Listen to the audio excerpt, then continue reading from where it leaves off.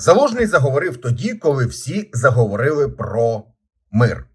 Останні тижні в українському інформаційному просторі відчувається дивна напруга.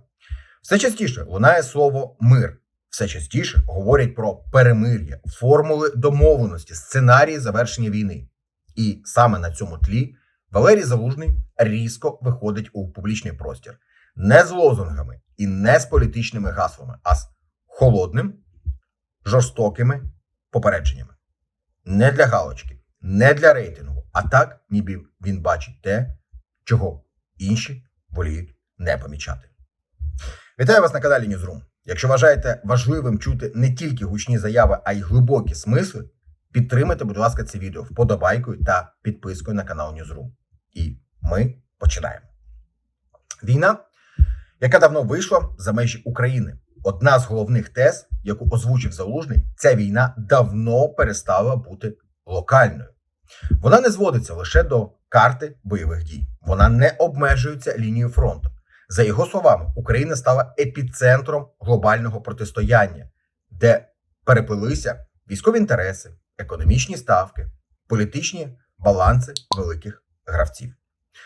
І тому, каже Залужний, шукати прості рішення небезпечно, бо глобальні війни не закінчуються швидкими угодами. 3 фронти однієї війни. Колишній головнокомандувач, а нині посол у Великій Британії, чітко розклав війну на 3 паралельні площини. Перше – військово, де вирішується питання виживання.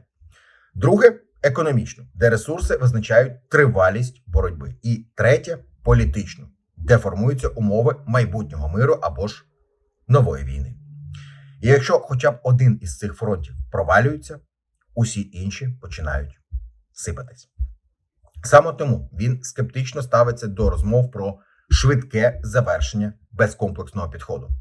Після війни проблеми не зникнуть, вони змінять форму. Окрема дуже болюча тема – це повернення військових до мирного життя.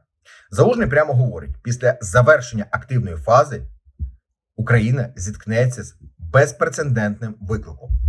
За різними оцінками, статус ветеранів матимуть сотні тисяч військових, а разом із членами родин до 5-ї частини населення України. Це не проблема окремої групи, це виклик для всієї держави. Чому ветерани – зона ризику, якщо держава не готова? Залужний не лякає, він попереджає. Люди, які пройшли війну, бачили смерть, тримали зброю в руках. Але після повернення вони стикаються з безробіттям, бідністю, відсутністю житла, байдужістю чиновників, стають вразливими до провокацій. Це підтверджує і світовий досвід після Другої світової, після Афганістану у 90-х роках. І якщо цю тему замовчувати, наслідки можуть бути катастрофічними. Політика на кістках війни – це найнебезпечніша гра. Окремо Залужний звертає увагу на ще одну тривожну тенденцію – штучне нагнітання політичної боротьби, коли війна ще не завершена. Соцопитування, рейтинги, вигадані партії, протиставлення цивільних і військових. Все це, за його словами, не об'єднує, а розколює суспільство. І найгірше – ветеранів можуть почати боятися, використовувати, втягувати в політичні ігри. А це прямий шлях до внутрішньої нестабільності. Кому ж вигідний цей весь розкол? Насправді Валерій Залужний ставить дуже незручне питання. Чи всі, хто сьогодні малює рейтинги і створює політичні фантоми, розуміють, що війна ще триває? Чи усвідомлюють вони відповідальність за наслідки? Бо коли побратимів починають ділити ще до того, як вони вийшли з окопів, це вже не політика, а цинізм. Вибори після війни. Чому військові мають високі шанси? Факт, який замовчувати складно, соціологія показує. Довіра до військових лідерів залишається дуже і дуже високою. Опитування свідчить, політичні сили, пов'язані з військовими, мають серйозну підтримку. Традиційні партії цю підтримку, навпаки ж, втрачають. І саме це, за словами Залужного, може лякати частину політичного істеблішменту. Звідси спроби дискредитувати, посварити, розмити. Ще один важливий сигнал від Залужного. Москва не демонструє готовності завершити війну. Навпаки, адаптується до санкцій, перебудовує економіку, приймає втрати як норму. Без серйозного зовнішнього тиску або ж внутрішніх змін Росія здатна воювати, на жаль, довго. І робити вигляд, що переговори – це шлях до миру, на його думку, небезпечна ілюзія. Мир, замаскований під капітуляцію, не варіант. Залужний чітко формулює позицію. Україна не погодиться на мир, який закріплює окупацію, винагороджує агресію, відкладає війну на потім.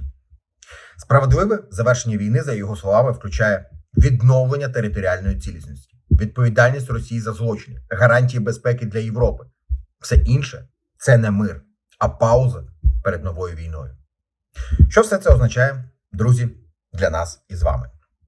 Ці заяви не про політику в чистому вигляді. Вони про майбутнє країни. Про те, якою буде Україна після війни. Чи зможе суспільство залишитися єдиним? Чи стануть ветерани опорою, а не проблемою? І ці питання стосуються насправді кожного. Якщо вам важливо чути глибокий аналіз, а не заголовки, підпишіться, будь ласка, на канал Newsroom. Підтримайте канал, у тому числі і фінансово, якщо, звичайно, маєте таку можливість. Поділіться цим відео з близькими, друзями, колегами. І обов'язково напишіть у коментарях, з якого міста, населеного пункту чи країни ви нас дивитесь. Я дякую, що були з нами до самого кінця. Бережіть себе і своїх рідних. Ну а завершую відео вже за традицією фразою, яку приписують легендарному діду Панасу. От така фігня малятка, любі хлопчики і дівчатка. Я щиро дякую всім вам за довіру нашому каналу. Не забудьте поставити вподобайку цьому відео, підписатися на наш канал, якщо ще, звичайно, не підписані. Ну і підтримайте, будь ласка, нас копійчиною. 5, 10, 50, 100, 200, 500 тисяч гривень. Повірте, друзі, кожна гривня має сенс. Якщо вам не складно, ми були б дуже вдячні за поширення наших відео у соціальних мережах. Ну і традиційно. Слава Україні! Слава силам оборони! І пам'ятайте, що принесло вчора. Живіть сьогоденням і вірте в майбутнє своє та України. Нехай щастить, бережіть себе, бережіть своїх рідних і побачимось тут, на Ньюзрумі.